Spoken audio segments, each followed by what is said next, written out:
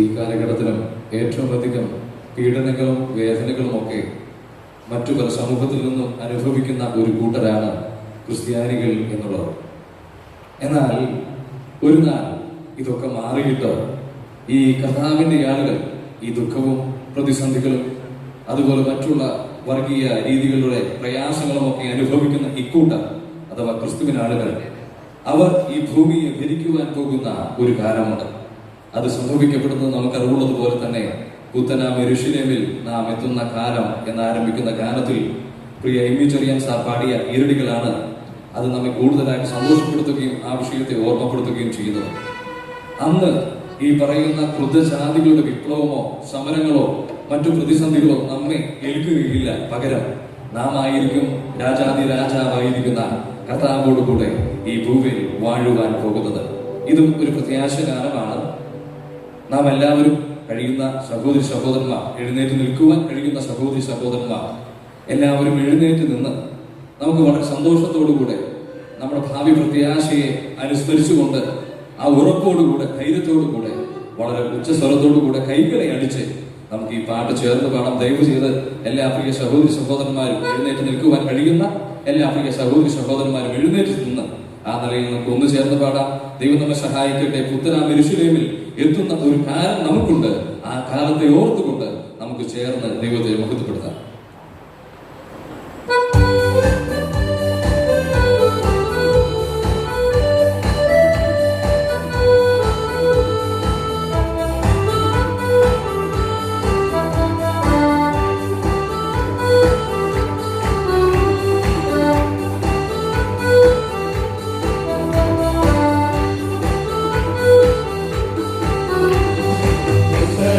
Jerusalem,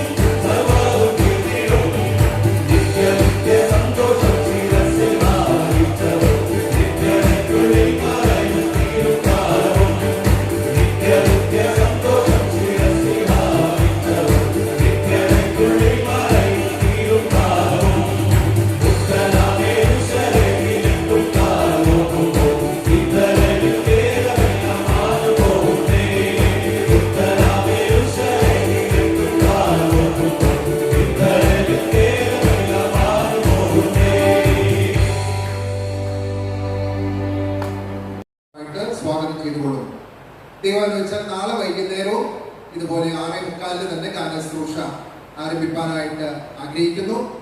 എല്ലാ സഹോദരന്മാരും കൃത്യസമയത്ത് കടന്നു വരുവാനായിട്ട് താല്പര്യപ്പെടുന്നു. അനുഗ്രഹിക്കപ്പെട്ട ഗാനങ്ങൾ നാം കേട്ടുകൊണ്ടിരിക്കുകയായിരുന്നല്ലോ. ഗാനങ്ങൾ ആലപിച്ച ദാസന്മാർക്ക് ദൈവനാമത്തിലുള്ള നന്ദിയും ഈ സമയത്ത് അറിയിക്കുന്നു. ഇപ്പോൾ ഈ യോഗത്തിന്റെ അനുഗ്രഹത്തിന് വേണ്ടി പ്രിയ MC ജോർജ് മാഷ് മുൻപോട്ട് കടന്നു വന്ന് പ്രാർത്ഥിക്കുന്നതായിരിക്കും. തുടർന്ന് കർത്താവിദാസൻ ജോൺ കുര്യൻ ദൈവത്തെ ശുശ്രൂഷിക്കുന്നതായിരിക്കും. ഒടുവിലായിട്ട് പ്രിയ ജോൺ ഷാരോൺ സോരൻ പ്രാർത്ഥിച്ച് ആശീർവാദം പറഞ്ഞ് നമുക്ക് സമാധാനത്തോടുകൂടി മടങ്ങിപ്പോകാം. ദൈവം നമ്മെ ഇവരെയും ധാരാളമായിട്ട് അനുഗ്രഹിക്കുമാറാകട്ടെ. ഈ കോമ്പൗണ്ടിന്റെ മറ്റ് മതിലിലോ അല്ലെങ്കിൽ മറ്റു ഭാഗങ്ങളിലോ ഒന്നും ആരും ഇരിക്കാനായിട്ട് ആവശ്യമില്ല. ആവശ്യത്തിന് ഇരിപ്പിടങ്ങൾ നമ്മളിവിടെ ക്രമീകരിച്ചിട്ടുണ്ട്. അതുകൊണ്ട് എല്ലാവരും ഈ ഓഡിറ്റോറിയത്തിനകത്ത് ഇരുന്ന് സമാധാനത്തോടെ ഈ ദൈവവചനം കേൾക്കാനായിട്ട് ഞങ്ങൾ വളരെ താല്പര്യത്തോടുകൂടി ക്ഷണിക്കുന്നു. ദൈവം നമ്മെ എവരെയും ധാരാളമായിട്ട് അനുഗ്രഹിക്കുമാറാകട്ടെ. ബുക്ക് സ്റ്റോളിൽ അവിടെ പുറകിൽ പ്രവർത്തിക്കുന്നുണ്ട്. അത് യോഗം കഴിഞ്ഞ് പോകുമ്പോൾ നമുക്ക് അതിലേക്ക് അത് സന്ദർശിക്കാവുന്നതും ആവശ്യമായ ബുക്കുകൾ വാങ്ങാവുന്നതുമാണ്. ഇപ്പോൾ യോഗത്തിന്റെ അനുഗ്രഹത്തിന് വേണ്ടി MC ജോർജ് മാഷ് മുൻപോട്ട് കടന്നു വന്ന് പ്രാർത്ഥിക്കുന്നതായിരിക്കും.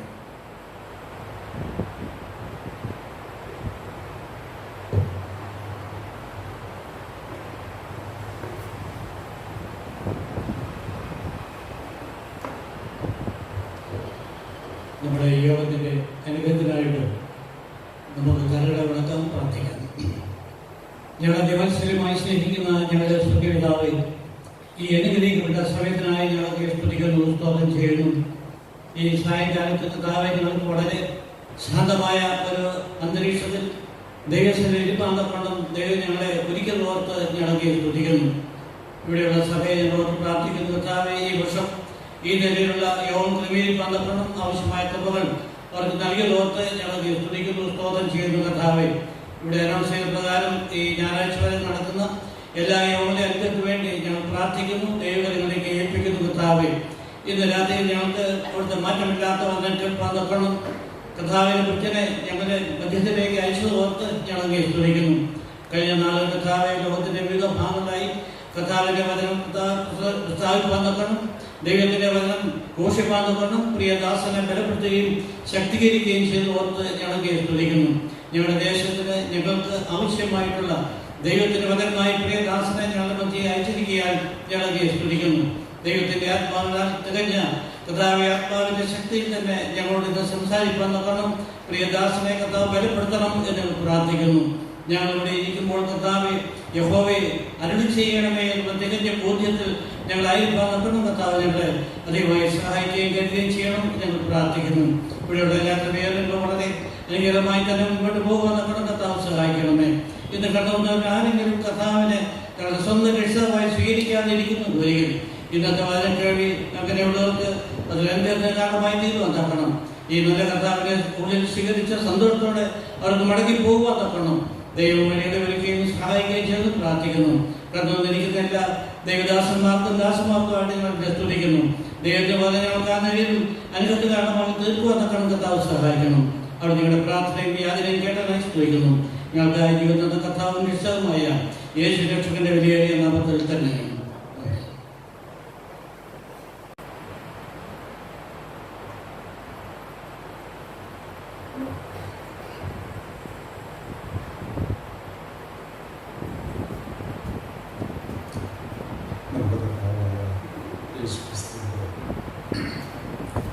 തൻ്റെ നാമത്തിൽ കടന്നു വന്നിരിക്കുന്ന ഈ സന്ദേശം കേൾക്കുന്ന എല്ലാ പ്രിയപ്പെട്ടവർക്കും എൻ്റെ സ്നേഹവന്ദനം പ്രാരംഭമായിട്ട് അറിയിക്കും.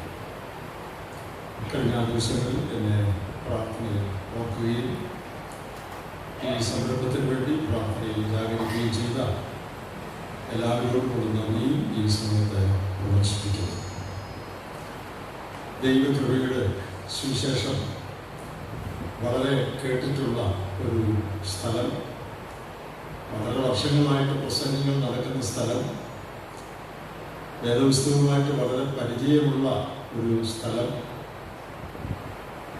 അങ്ങനെയുള്ളൊരു സ്ഥലത്താണ് ഇന്ന് രാത്രി വീണ്ടും ദൈവത്തിന് വചനം പറയാനായിട്ട് പോകുന്നത്. ഞാൻ കഴിഞ്ഞ പല ദിവസങ്ങളായിട്ട് പ്രാർത്ഥിച്ചുകൊണ്ടിരിക്കുകയായിരുന്നു എന്താണ് തൃശ്ശൂർ പറയേണ്ടത്. കാരണം മറ്റു സ്ഥലങ്ങളെ പോലെ അല്ലല്ലോ തൃശ്ശൂർ.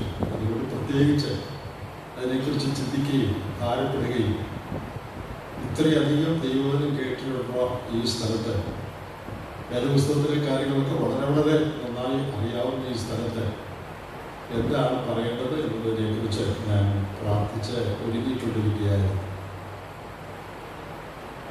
അതിപരിചയം ആപത്താണ്, അപകടമാണ് എന്നൊരു ചൊല്ലുണ്ട്. ഷേക്സ്പിയർ പറഞ്ഞിട്ടുണ്ട്, ഫെമിലിയാരിറ്റി ബ്രീഡ്സ് കണ്ടംപ്റ്റ്. അതിപരിചയം വെറുപ്പ് ഉളവാക്കും എന്ന്.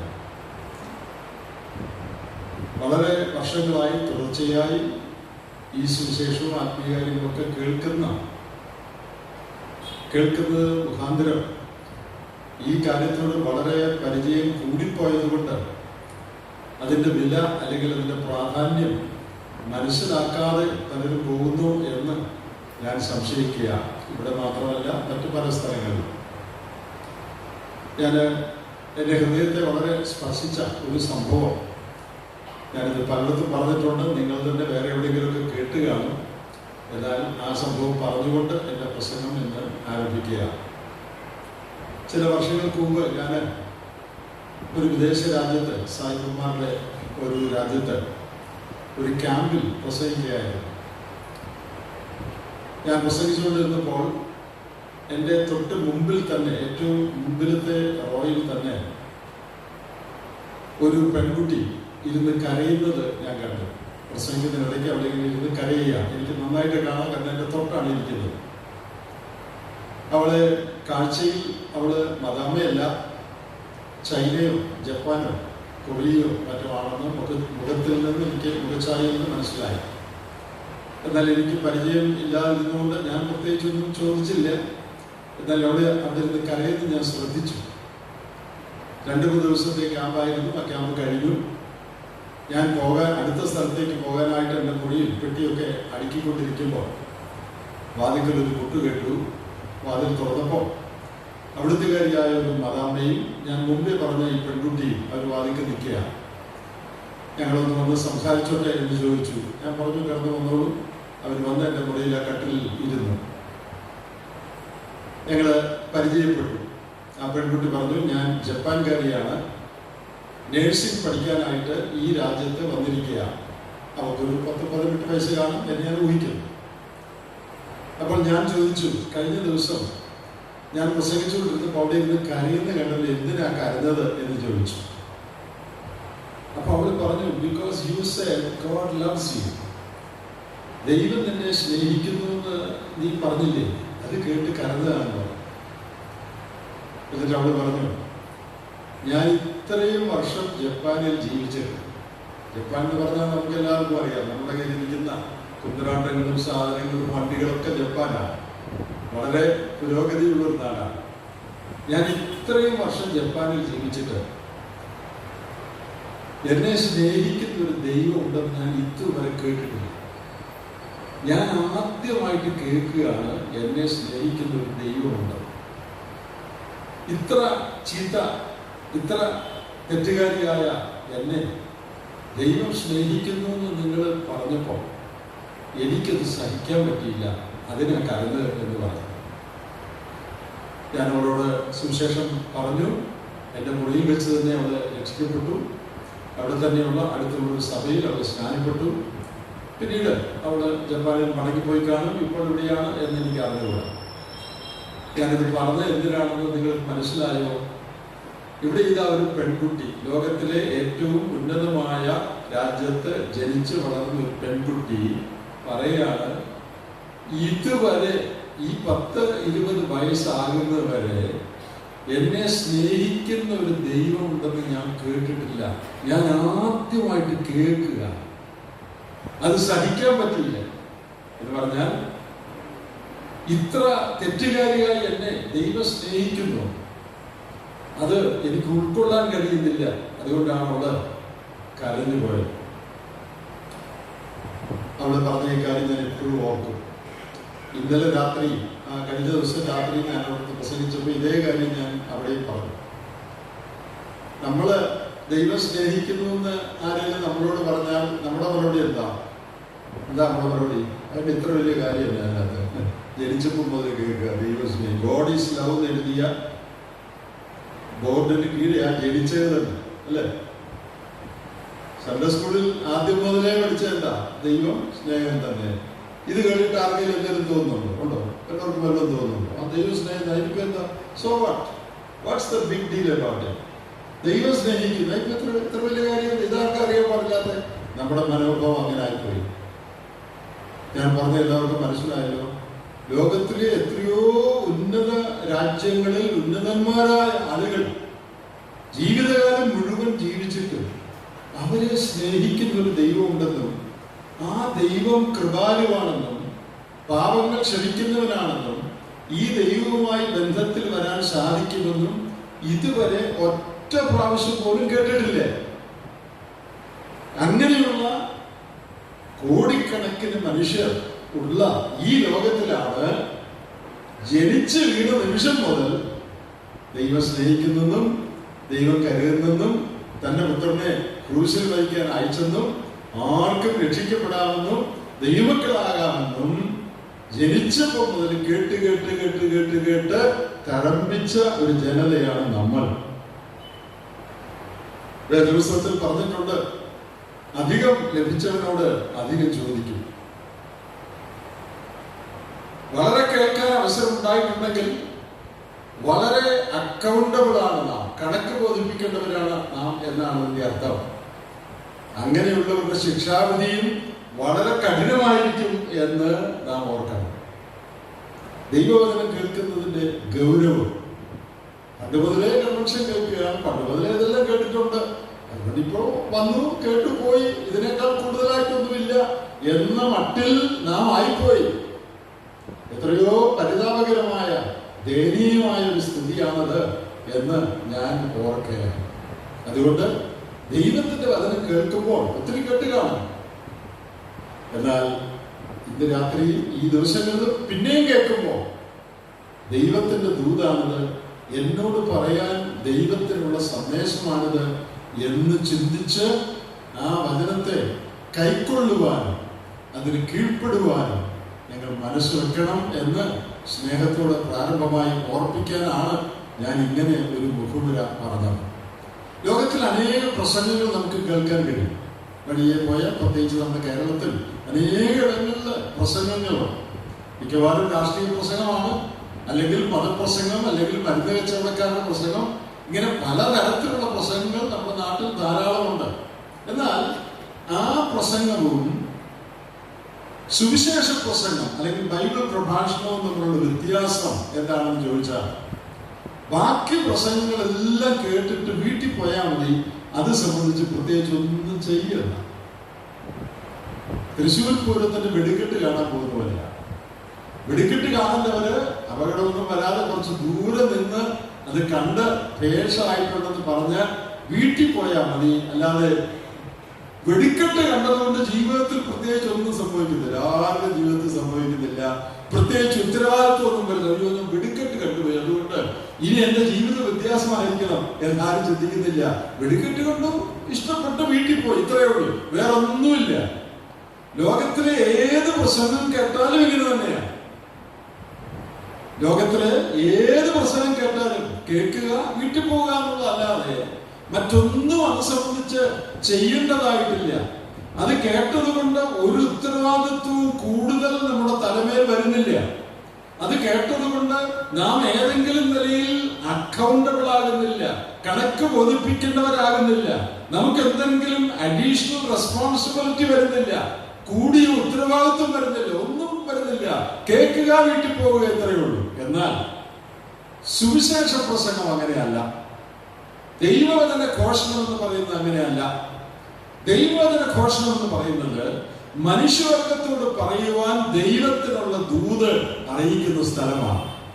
അത് പ്രസംഗിക്കുന്നത് ആരെങ്കിലും ആകട്ടെ, ഏത് സഭ നടത്തുന്ന യോഗമെങ്കിലും ആകട്ടെ, വിശ്വാസികളുടെ കൂട്ടത്തിൽ ദൈവത്തിന്റെ വചനം അറിയിക്കുന്നിടത്ത് ദൈവത്തിന് മനുഷ്യവർഗത്തോട് പറയാനുള്ള സന്ദേശം അറിയിക്കുന്ന സ്ഥലമാണ് പ്രസംഗവേദി, സുവിശേഷ പ്രസംഗം അല്ലെങ്കിൽ വേദപുസ്തക പ്രസംഗം എന്ന് പറയുന്നത്. അതുകൊണ്ട് പ്രിയപ്പെട്ടവരെ, മനുഷ്യവർഗത്തോട്, നിങ്ങളോടും എന്നോടും ദൈവത്തിന് ചില കാര്യങ്ങൾ പറയാനുണ്ട്. ആ കാര്യങ്ങൾ പറയുമ്പോൾ നാം അത് കേൾക്കണമെന്ന് ദൈവം ആഗ്രഹിക്കുന്നു. അതിനാണ് പറയുന്നത്. ആ കാര്യങ്ങൾ കേൾക്കുന്നതുകൊണ്ട് വലിയൊരു ഉത്തരവാദിത്വം നമ്മുടെ തലയിൽ നാം അറിയാതെ വരിക. ഇത് കേട്ടാൽ, ഇത് അറിഞ്ഞാൽ അത് സംബന്ധിച്ച് ചിലത് ചെയ്തേ മതിയാകും. ഒന്നുകിൽ മനഃപൂർവ്വം അത് സ്വീകരിക്കണം, അതിന് കീഴ്പ്പെടണം, അതിനനുസരിച്ച് ജീവിതത്തെ ക്രമീകരിക്കണം, ജീവിതത്തിൽ വ്യത്യാസങ്ങൾ വരുത്തണം. അല്ലെങ്കിൽ മനഃപൂർവ്വം ഇതിനെ നിഷേധിച്ച് അതുകൊണ്ടുള്ള ദോഷഫലം അനുഭവിക്കാൻ തയ്യാറാകണം. ഈ രണ്ടിലൊന്ന് എല്ലാ കേൾവിക്കാരും ചെയ്തേ മതിയാകൂ. ഇഷ്ടമുണ്ടെങ്കിലും ഇല്ലെങ്കിലും ഒന്നുകിൽ അനുസരിക്കുക, കീഴ്പ്പെടുക, ജീവിതത്തിൽ അതിനനുസരിച്ചുള്ള മാറ്റങ്ങൾ വരുത്തുവാൻ മനഃപൂർവ്വമായി ശ്രമിക്കുക, ദൈവത്തിന്റെ കൃപയിൽ ആശ്രയിച്ച്. അല്ലെങ്കിൽ മനഃപൂർവ്വമായി ഇതിനെ ഇഗ്നോർ ചെയ്ത് അവഗണിച്ച് തോന്നിയതുപോലെ തുടർന്നും ജീവിക്കുക, അതുകൊണ്ടുള്ള ദോഷഫലങ്ങൾ ജീവിതത്തിൽ അനുഭവിക്കുക. അതുകൊണ്ട് ഇന്ന് രാത്രിയും ഈ ദിവസങ്ങളിലും ഇവിടെ ദൈവദാസന്മാർ ദൈവത്തിന്റെ വചനം അറിയിക്കുമ്പോൾ മനുഷ്യവർഗത്തോട് ദൈവത്തിന് അറിയിക്കാനുള്ള ദൂത് ഇവിടെ അറിയിക്കുക. ആ ദൂത് കേൾക്കുമ്പോൾ ദൈവത്തിന്റെ ആത്മാവ് നിങ്ങളുടെ ഹൃദയത്തിലെ ചില പ്രത്യേക മേഖലകളിൽ സ്പർശിക്കുമ്പോൾ, നിങ്ങളുടെ ജീവിതങ്ങളോട് സംസാരിക്കുമ്പോൾ അതിന് കീഴ്പ്പെടുക, അതനുസരിക്കുക, അതനുസരിച്ച് ജീവിതത്തിൽ വ്യതിയാനങ്ങൾ വരുത്തുക മനഃപൂർവ്വമായി നാം ശ്രമിക്കണമെങ്കിൽ വചനങ്ങളിൽ കൊണ്ട് നാം അനുഗ്രഹിക്കപ്പെട്ടവരായി തീരും. എന്നാൽ അങ്ങനെ ചെയ്യാതെ അതിനെ അവഗണിച്ച, അത് ശ്രദ്ധിക്കാതെ പോയാൽ, അതനുസരിച്ച് ജീവിതത്തിൽ മാറ്റങ്ങൾ വരുത്താതിരുന്ന അതുകൊണ്ടുള്ള ദോഷം അനുഭവിക്കുവാൻ നാം ബാധ്യസ്ഥരാണ്. അതിൽ നിന്ന് രക്ഷപ്പെടുവാൻ നമുക്ക് സാധിക്കുകയില്ല. അതുകൊണ്ട് ഇന്ന് രാത്രി വീണ്ടും ദൈവ കൃപയുടെ സുവിശേഷത്തെ കുറിച്ച് ചില കാര്യങ്ങൾ നിങ്ങളോട് പറയാൻ ഞാൻ ആഗ്രഹിക്കുകയാണ്. നമുക്കറിയാം, നമ്മുടെ നാട്ടിലൊക്കെ ടൂർ പാക്കേജസ് ഉണ്ട്. ഇസ്രയേലില് അല്ലെങ്കിൽ മറ്റ് യൂറോപ്പിലൊക്കെ പോകുന്നതിന് ട്രാവൽ ഏജൻസ് ഒക്കെ ടൂർ പാക്കേജ് പത്രത്തിലൊക്കെ എപ്പോഴും കാണും. എന്താ ടൂർ പാക്കേജ് എന്ന് പറഞ്ഞാൽ? ആളുകള് ഇവിടെ നിന്ന് ആ രാജ്യങ്ങളിൽ കൊണ്ടുപോയി അവിടെ കാഴ്ചകളൊക്കെ കാണിച്ച് തിരിച്ചു കൊണ്ടുവരിക. അതിന് പാക്കേജ് എന്ന് പറയുന്നത്. പാക്കേജ് എന്ന് പറഞ്ഞാൽ അതിനകത്ത് പല കാര്യങ്ങൾ അടങ്ങിയിട്ടുണ്ട്. യാത്രാ ടിക്കറ്റ് അടങ്ങിയിട്ടുണ്ട്, വിസയുടെ ഫീസ് അടങ്ങിയിട്ടുണ്ട്. അവിടെ ചെന്നാൽ അവിടെ ഒരാഴ്ചയാണെങ്കിൽ ആ ഒരാഴ്ചത്തെ ഭക്ഷണത്തിന്റെ ചെലവതിൽ അടങ്ങിയിട്ടുണ്ട്, ഹോട്ടൽ താമസത്തിന്റെ ചെലവതിൽ അടങ്ങിയിട്ടുണ്ട്. പിന്നെ ഇൻസിഡന്റലായിട്ട് വരാവുന്ന മറ്റ് ചില്ലറ ചെലവുകളൊക്കെ അതിൽ അടങ്ങിയിട്ടുണ്ട്. ഇതെല്ലാം കൂടെ അടങ്ങി മൊത്തം ആകെ എത്ര രൂപയാകും എന്നാണ് ഈ പാക്കേജിൽ പറയുന്നത്. ആ പാക്കേജ് എടുത്താൽ പിന്നെ നമ്മൾ വേറൊന്നും അറിയണ്ട. വണ്ടിയുടെ കാര്യം, ഭക്ഷണകാര്യം, താമസകാര്യം ഇതെല്ലാം അവര് നോക്കിക്കോളും. അതിനാണ് പാക്കേജ് എന്ന് പറയുന്നത്. സുവിശേഷവും ഒരു പാക്കേജാണ് എന്ന് പറഞ്ഞാൽ, ഈ സുവിശേഷം അംഗീകരിക്കുകയും ദൈവകൃപയുടെ സുവിശേഷത്തിന് കീഴ്പ്പെടുകയും ചെയ്യുന്ന ഒരുവന്റെ ജീവിതത്തിന്റെ എല്ലാ മേഖലകളെയും സ്പർശിക്കുന്നതാണ് സുവിശേഷം. അവന്റെ ജീവിതത്തിലെ സകല കാര്യങ്ങളും ശ്രദ്ധിക്കുന്ന, ടേക്ക് കെയർ ചെയ്യുന്ന, അതെല്ലാം സംരക്ഷിക്കുന്ന ഒന്നാണ് സുവിശേഷം എന്ന് പറയുന്നത്.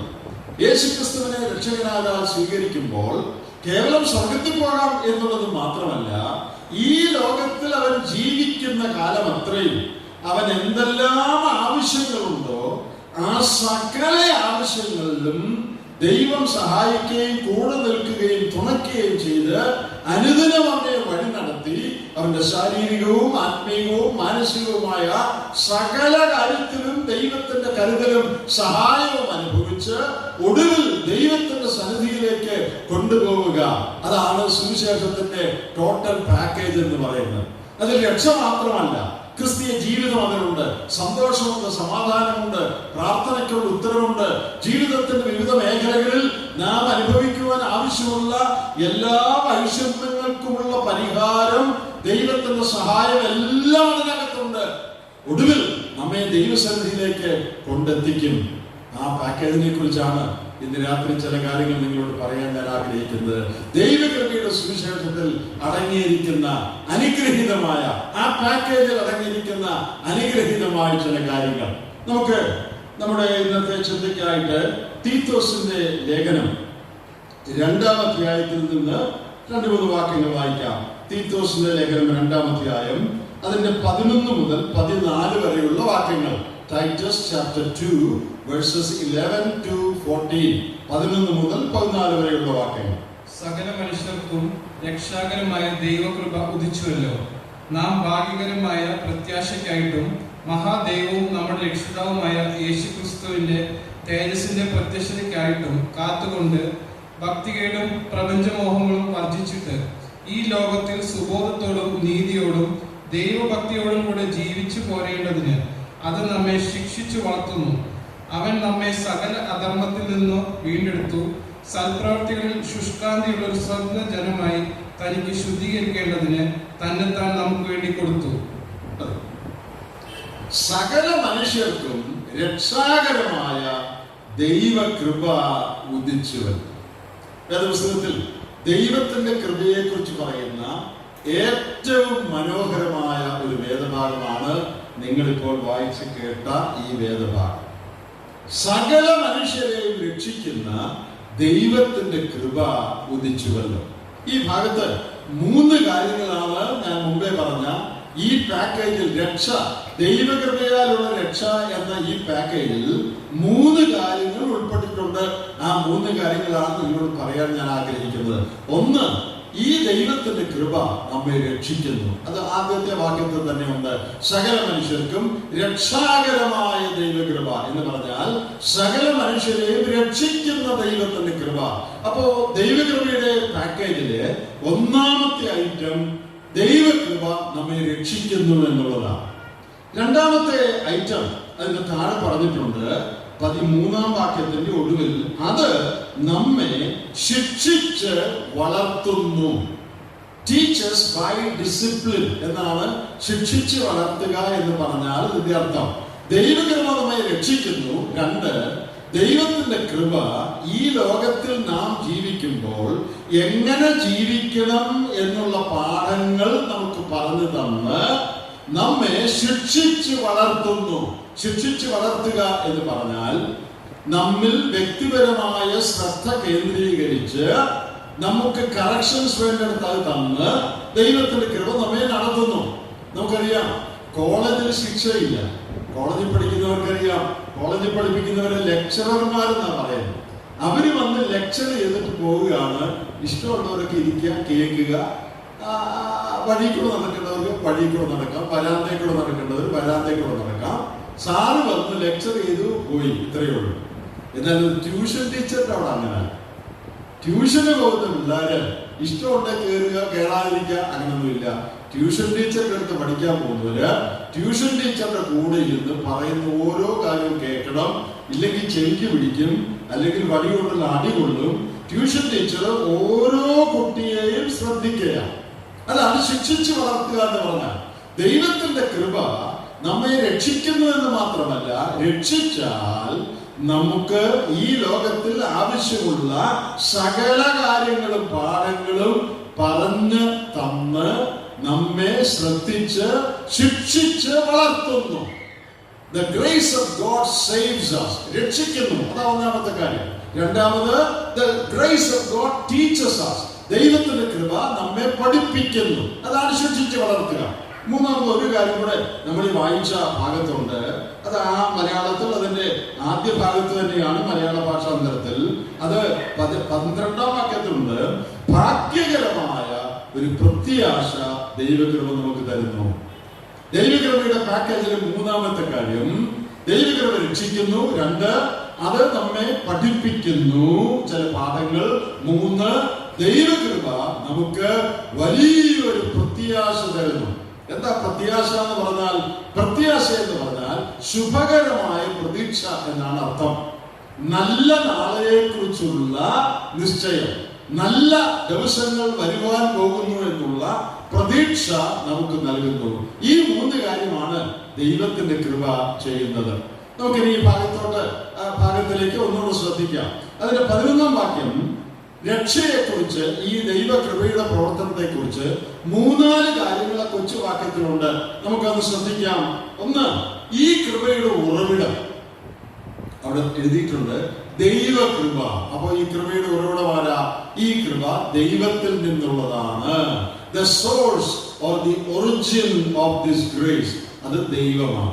രണ്ടാമത്, ഈ കൃപയുടെ പ്രവൃത്തി, the work of this grace, ഈ കൃപ എന്താ ചെയ്യുന്നത്? ഉത്തരം അവിടെ തന്നെ ഉണ്ട്. രക്ഷിക്കുന്നു, രക്ഷാകരമായ ദൈവകൃപ. അപ്പോ ഈ കൃപയുടെ പ്രവൃത്തി സ്ത്രീ പുരുഷന്മാരെ ഒക്കെ രക്ഷിക്കുക, അതാണ് കൃപയുടെ ജോലി.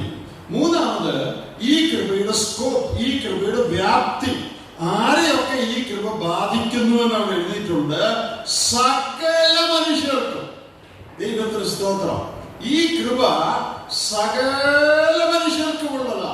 അതിന് ജാതിയില്ല, മതമില്ല, സഭയില്ല, വർണ്ണമില്ല, വർഗമില്ല. മനുഷ്യനാണോ ഈ കൃപ തന്നെ രക്ഷിക്കും. അപ്പോ ഈ കൃപയുടെ സ്കോപ്പ്, വ്യാപ്തി, ഈ കൃപ ആരെയെല്ലാം കവർ ചെയ്യുന്നു? എല്ലാ മനുഷ്യരെയും കവർ ചെയ്യുന്നതാണ് ഈ കൃപ. നാലാമത്, അവിടെ എഴുതാത്തൊരു കാര്യമാണ്, പക്ഷെ അണ്ടർസ്റ്റുഡ് ആണ്. വേദപുസ്തകത്തിന് മറ്റു ഭാഗങ്ങളിലുണ്ട്. അതെന്താ? ഈ കൃപയുടെ മുഖാന്തരം. ഈ കൃപ എങ്ങനെയാണ് ദൈവകൃപ മനുഷ്യനിലേക്ക് വന്നത്? യോഹന്നാന്റെ സുവിശേഷം 1-ാം അധ്യായത്തിൽ എഴുതിയിട്ടുണ്ട്, ന്യായപ്രമാണം മോശ മുഖാന്തരം വന്നു, കൃപയും സത്യവും യേശുക്രിസ്തു മുഖാന്തരം വന്നു. അപ്പോൾ ഈ കൃപയുടെ മീൻസ്, ഈ കൃപയുടെ മുഖാന്തരം യേശുക്രിസ്തുവാണ്. അപ്പോൾ ഈ വാക്യത്തിൽ 4 കാര്യങ്ങൾ ദൈവകൃപയെ കുറിച്ച് പറഞ്ഞിട്ടുണ്ട്. ഒന്ന്, ഇതിന്റെ സോഴ്സ്, ഒറിജിൻ, ഇതിന്റെ ഉറവിടം ദൈവമാണ്. 2, കൃപയുടെ പ്രവൃത്തി, the work of this grace, രക്ഷിക്കുക എന്നുള്ളതാണ്. 3, ഈ കൃപയുടെ വ്യാപ്തി, the scope of this grace, സകല മനുഷ്യരും എന്നുള്ളതാണ്. 4, the means of this grace, ഈ കൃപയുടെ മുഖാന്തരം. ഏത് വഴിയിൽ കൂടെയാണ് ഈ കൃപ മനുഷ്യന്റെ അടുത്തേക്ക് വരുന്നത്? അത് യേശുക്രിസ്തു വഴിയാണ്. ദൈവത്തിന്റെ കൃപ. നമുക്കറിയാം, വേദപുസ്തകത്തിലെ ഏറ്റവും മനോഹരമായ ഒരു വാക്കാണ് കൃപ എന്നുള്ള വാക്ക്. വേദപുസ്തകത്തിലെ ഏറ്റവും സന്തോഷം നൽകുന്ന, നമുക്ക് കുളിർമ നൽകുന്ന, ഏത് മനുഷ്യനെയും ആശ്വസിപ്പിക്കുകയും ധൈര്യപ്പെടുത്തുകയും ചെയ്യുന്ന ഒരു വാക്കാണ് കൃപ.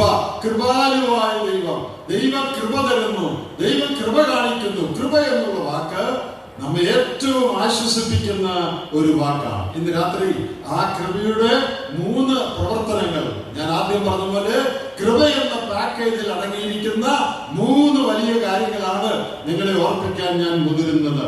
ഒന്നാമത്, ഈ കൃപ രക്ഷിക്കുന്നു എന്ന് പറഞ്ഞാൽ എന്താ അതിന്റെ അർത്ഥം? എന്തിൽ നിന്ന് കൃപ രക്ഷിക്കുന്നു? എന്തിനാ കൃപ രക്ഷിക്കുന്നത്? കൃപയുടെ രക്ഷണ്യ വേലയുടെ ആവശ്യം എന്താണ്? അത് മനസ്സിലാക്കാൻ, അല്പം വിശദമായിട്ട് മനസ്സിലാക്കാൻ, ഈ കൃപയെ കുറിച്ച് പുതിയ നിയമത്തിൽ പറഞ്ഞിരിക്കുന്ന വേറെ ഒരു ഭാഗത്തേക്ക് നമുക്ക് അല്പനിമിഷം നമ്മുടെ ശ്രദ്ധയൊന്ന് തിരിക്കാം. അത് എഫേസ്യ ലേഖനം 2-ാം അധ്യായമാണ്. എല്ലാവർക്കും വേദപുസ്തകങ്ങൾ എല്ലാവർക്കും പരിചയമുള്ള ഒരു അധ്യായമാണ് എഫേസ്യ ലേഖനം 2-ാം അധ്യായം. അതിന്റെ 1 മുതൽ 4 വരെയുള്ള വാക്യങ്ങൾ. സമയം ലാഭിക്കാനായിട്ട് ഇപ്പോൾ അത് മുഴുവൻ വായിക്കുന്നില്ല, ഓരോന്നായിട്ട് നമുക്കൊന്ന് വായിക്കാം. ആദ്യം അതിന്റെ 1-ാമത്തെ വാക്യം വായിച്ചേ. എഫേസ്യർ 2-ന്റെ 1-ാം വാക്യം. അതിക്രമങ്ങളാലും പാപങ്ങളാലും മനുഷ്യരായിരുന്ന നിങ്ങളെയും അവൻ ഉയർപ്പിച്ചു. ഈ 2-ന്റെ 1 മുതൽ 4 വരെയുള്ള വാക്യങ്ങളിൽ മനുഷ്യന്റെ പാപാവസ്ഥയുടെ 4 വിവരണങ്ങളുണ്ട്. ഫോർഫോൾഡ് ഡിസ്ക്രിപ്ഷൻ ഓഫ് ഹ്യൂമൻ സിൻഫുൾനെസ്. മനുഷ്യന്റെ പാപാവസ്ഥയുടെ 4 വിവരണങ്ങൾ. 1-ാമത്തെ വിവരണമാണ് ഇപ്പൊ നിങ്ങൾ വായിച്ചു കേട്ടത്.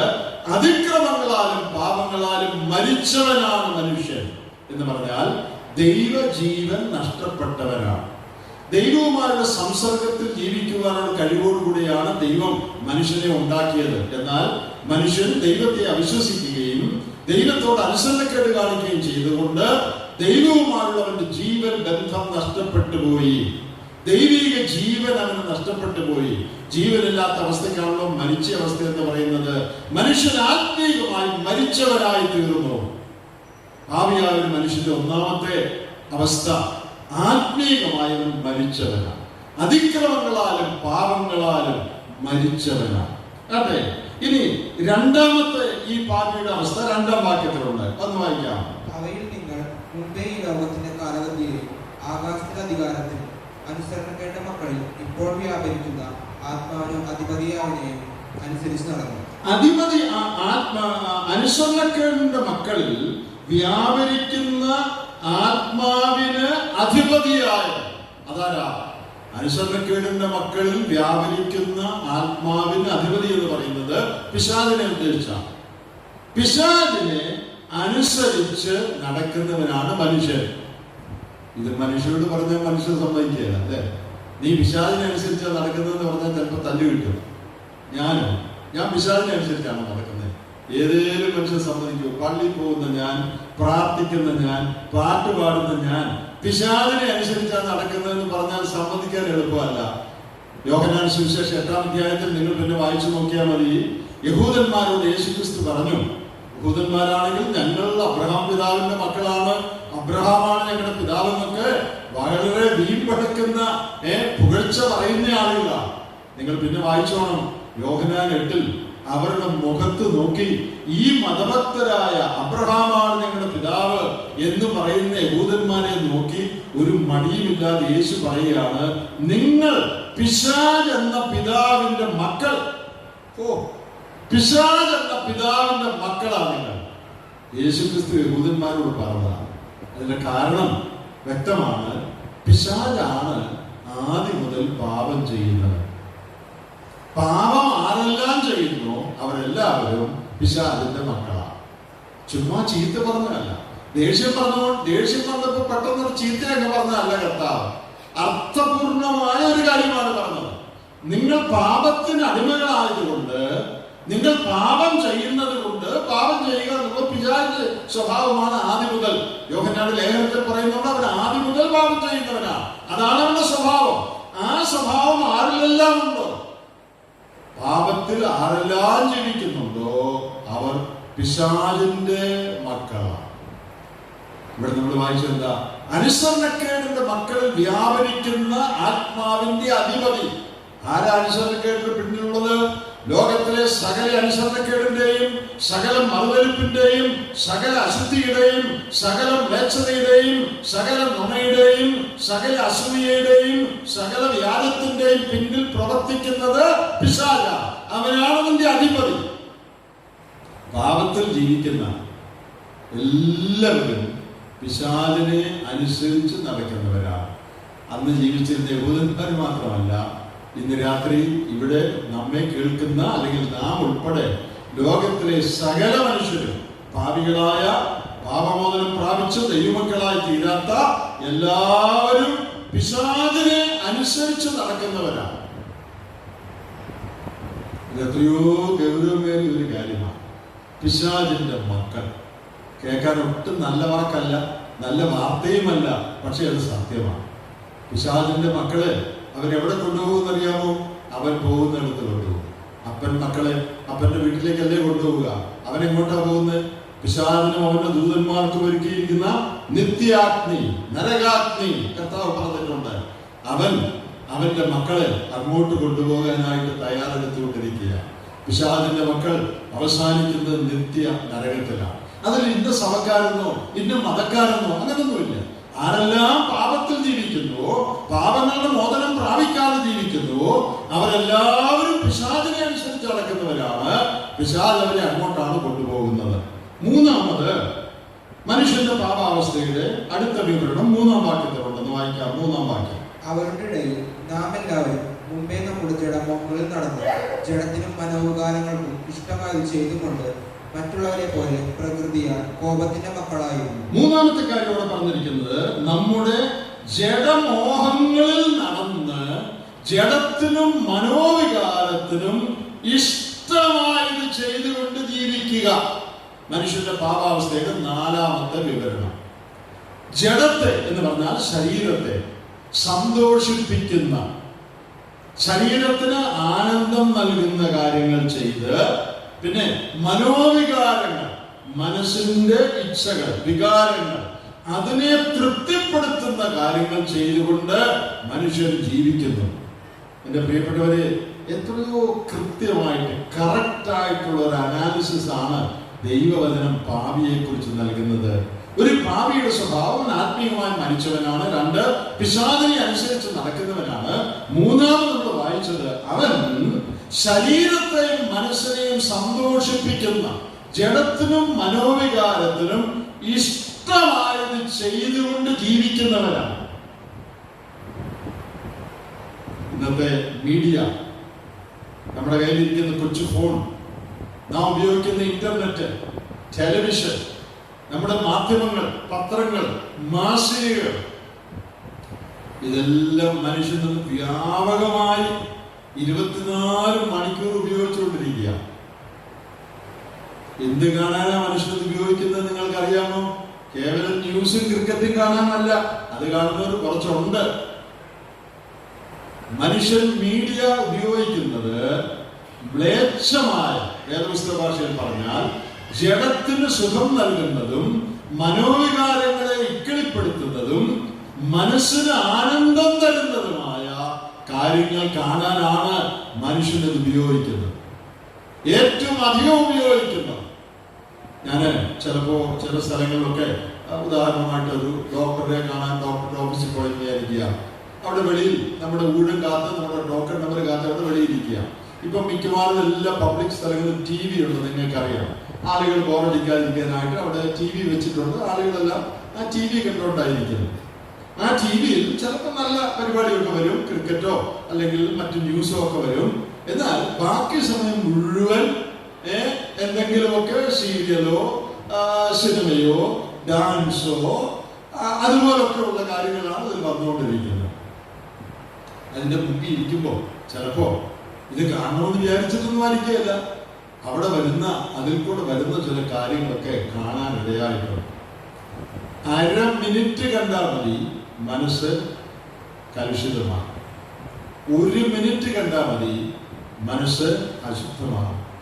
ഞാൻ ചിലപ്പോൾ ചിന്തിച്ചു പോയിട്ടുണ്ട്, എന്റെ ദൈവമേ ഇത് കാണണമെന്ന് വിചാരിച്ച് ഉറ്റുനോക്കിയോണ്ട് കണ്ടതായിരിക്കുകയല്ല, അവിടെ ഇരുന്നപ്പോ കണ്ടുപോയതാ. അയ്യോ, 1/2 മിനിറ്റേ കണ്ടുള്ളൂ, 1 മിനിറ്റേ കണ്ടുള്ളൂ. കണ്ടപ്പോ തന്നെ മനസ്സിനെ അശുദ്ധമാക്കുന്നതാണത്. അപ്പൊ ഞാൻ ഓർത്തിട്ടുണ്ട്, 1 മിനിറ്റ് കണ്ടാൽ മനസ്സിൽ ദുശ്ചിന്ത വരുമെങ്കിൽ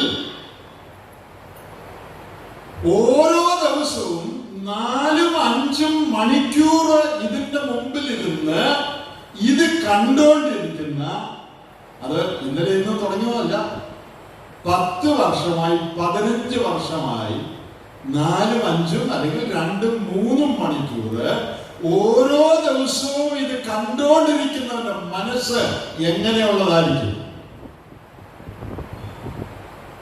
നിങ്ങളൊന്ന് ചിന്തിച്ച്. 1 മിനിറ്റ് കണ്ട മനസ്സറിക്കായി പോകും. ഇത് 1 മിനിറ്റ് അല്ല, 2-3 മണിക്കൂറാണ് ഒരു ദിവസം. ഇങ്ങനെ എത്ര നാളായി കാണാൻ തുടങ്ങിയിട്ട്? 10-15 വർഷമായിട്ട് ഇത് കാണുക. അപ്പൊ എത്ര മണിക്കൂർ കണ്ടു? കണക്ക് നോക്കണേ, കാൽക്കുലേറ്റർ വേണം, മനപ്പാടം നോക്കാൻ പറ്റുകയില്ല. അത്രയും മണിക്കൂർ കണ്ടു. അങ്ങനെയുള്ള മനസ്സ് എങ്ങനെ ആയിരിക്കും?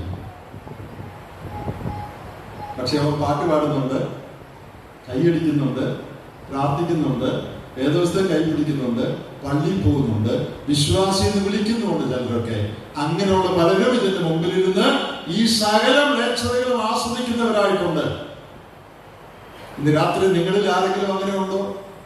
പുറമെ എന്താണെന്നുള്ള വിഷയം, പുറമെ ഭക്തനായിരിക്കും, പുറമെ പള്ളിയിലായിരിക്കും, സഭയിലായിരിക്കും, വിശ്വാസി എന്ന പേരുണ്ടായിരിക്കും. പക്ഷേ നിന്റെ രഹസ്യ ജീവിതത്തിൽ അരുതാത്ത കാര്യങ്ങൾ നോക്കിയിരുന്ന് നിന്റെ മനസ്സിനെ പുണ്ണാക്കുന്നവനാണ് നീ എങ്കിൽ ദൈവസന്നിധിയിൽ നീ ഏറ്റവും മ്ലേച്ഛന. ചില വർഷങ്ങൾക്ക് മുമ്പ് കേരളത്തിൽ ഭയങ്കരമായ ഒരു വെള്ളപ്പൊക്കം വന്നു, എല്ലാവർക്കും അറിയാം. ഞങ്ങളുടെ ആ ഭാഗത്തൊക്കെ ഭയങ്കര വെള്ളമായിരുന്നു, ഇവിടെയൊക്കെ ആയിരുന്നെന്ന് ഞാൻ വിചാരിക്കും. ആ വെള്ളപ്പൊക്കത്തോട് കൂടെ വളരെ ചെളിയും അഴുക്കും വീടുകളിൽ കയറി, വീടുകളിൽ ഫാൻ വരെ മുട്ടുന്ന വെള്ളമായിരുന്നു. 2-3 നില, റാന്നി ഭാഗത്തൊക്കെ 2-3 നിലയുടെ മുകളിൽ പോയി വെള്ളം. കുറച്ച് കഴിഞ്ഞപ്പോ വെള്ളം ഇറങ്ങിയെങ്കിലും പല വീടുകളിലും ഈ ചെളി സിമെന്റ് പോലെ ഉറച്ചു. വീടിന്റെ അകത്ത് മാർബിൾ ഇട്ട, ഗ്രാനൈറ്റ് ഇട്ട, ടൈൽസ് ഇട്ട സുന്ദരം വീടുകളുടെ അകത്തൊക്കെ അഴുക്ക്, ദുർഗന്ധം, ചെളി ഉറച്ചിരിക്കുക. ചൂലുകൊണ്ട് തൂത്താൻ പോവുകയല്ല. പിന്നെ വടക്കേ ഇന്ത്യൻ തൊഴിലാളികൾ, നമ്മുടെ അതിഥി തൊഴിലാളികളെയൊക്കെ അനേകരെ വിളിച്ച് ചില യന്ത്രങ്ങളൊക്കെ ഉപയോഗിച്ച് കുത്തി ഈ അഴുക്ക് പൊടിച്ചു മാറ്റിയാണ് അനേക വീടുകളും ക്ലീൻ ചെയ്തത്. ഞാൻ ഓർക്കുകയാണ്, അനേക ഹൃദയവും ഇതുപോലെ അനേക നാളുകളായി ജഡത്തിനും മനോവികാരത്തിനും ഇഷ്ടമായത് ചെയ്ത് അശുദ്ധമായ കാര്യങ്ങൾ കണ്ടും കേട്ടും രസിച്ചും നോക്കിയും വായിച്ചും കൊച്ചു ഫോണിലും വലിയ TV സ്ക്രീനിലും പത്രങ്ങളിലും മാസികയിലും ഒക്കെ ഇതൊക്കെ കണ്ടും രസിച്ചും ഹൃദയം മുഴുവൻ മ്ലേച്ഛ നിറഞ്ഞിരിക്കുകയാണ്. കുത്തിയാലും പോവുകയില്ല, സിമെന്റ് പോലെ ഉറച്ചിരിക്കുക. ഇതാണ് മനുഷ്യന്റെ പാപാവസ്ഥ. പക്ഷെ പുറമെ ആള് ഭക്തനാണ്, പള്ളിയിൽ പോകുന്നുണ്ട്, പാട്ട് പാടുന്നുണ്ട്, വിശ്വാസിയിൽ ചിലർക്കൊക്കെ പേരുമുണ്ട്. പക്ഷേ നിന്റെ ഉള്ളം, നിന്റെ സ്വഭാവം വൃത്തികേട് നിറഞ്ഞിരിക്കുക. സ്വർഗത്തിലെ ദൈവം വെറുക്കുന്ന അശുദ്ധികൾ, മ്ലേച്ഛതകൾ, കറുപ്പ് നിന്റെ ഹൃദയത്തിൽ നിറഞ്ഞിരിക്കുക. ജഡത്തിനും മനോവികാരത്തിനും ഇഷ്ടമായത് ചെയ്തുകൊണ്ട് ജീവിക്കുക. എന്തോരു വലിയ മ്ലേച്ഛതയാണ്. മനുഷ്യന്റെ പാപാവസ്ഥയുടെ ഒരു വിവരണമാണ്. അപ്പൊ 3 കാര്യം നമ്മൾ പറഞ്ഞു. ആത്മീയമായി മരിച്ചവരാണ്. 2, പിശാചിനെ അനുസരിച്ച് നടക്കുന്നവരാണ്. 3, ജഡത്തിനും മനോവികാരങ്ങൾക്കും ഇഷ്ടമായത് ചെയ്തുകൊണ്ട് ശരീരത്തെയും മനസ്സിനെയും ഉല്ലസിപ്പിക്കുന്ന കാര്യങ്ങളിൽ സമയം ചെലവഴിക്കുക. 4, നിങ്ങൾ ഇപ്പൊ വായിച്ചു കേട്ട വാക്യത്തിൽ ഒരു കാര്യം കൂടെ പറഞ്ഞിട്ടുണ്ട്. എന്താണെന്നറിയാമോ? ഇങ്ങനെയെല്ലാം ചെയ്ത് കോപത്തിന്റെ പ്രകൃതിയാൽ കോപത്തിന്റെ മക്കൾ ആണ്. ഇങ്ങനെയുള്ള പാപിയായ മനുഷ്യനോട് ദൈവത്തിന് പറയാനുള്ളത് എന്താണെന്നറിയാമോ? ദൈവത്തിന്റെ കോപം അവന്റെ മേൽ വസിക്കും. ദൈവം തന്ന ഈ ശരീരത്തിലെ അവയവങ്ങളെ, കണ്ണിനെ, മറ്റവയവങ്ങളെ ദുരുപയോഗപ്പെടുത്തിയവ, മോശമായ കാര്യങ്ങൾ കാണുവാൻ ഈ കണ്ണുകൾ ഉപയോഗിച്ചവർ, അരുതാത്ത ഇടങ്ങളിൽ പോകുവാൻ കാലുകൾ ഉപയോഗിച്ചവർ, തെറ്റായ കാര്യങ്ങൾ ചിന്തിക്കുവാൻ മനസ്സുപയോഗിച്ചവർ, അവരെല്ലാം ദൈവസന്നിധിയിൽ കുറ്റക്കാരായി ദൈവം എണ്ണുകയാണ്. അവരെ വിളിച്ചിരിക്കുന്നത് കോപത്തിന്റെ മക്കൾ. ദൈവത്തിന്റെ ക്രോധം അർഹിക്കുന്നവരായി അവരെല്ലാവരും തീർന്നു.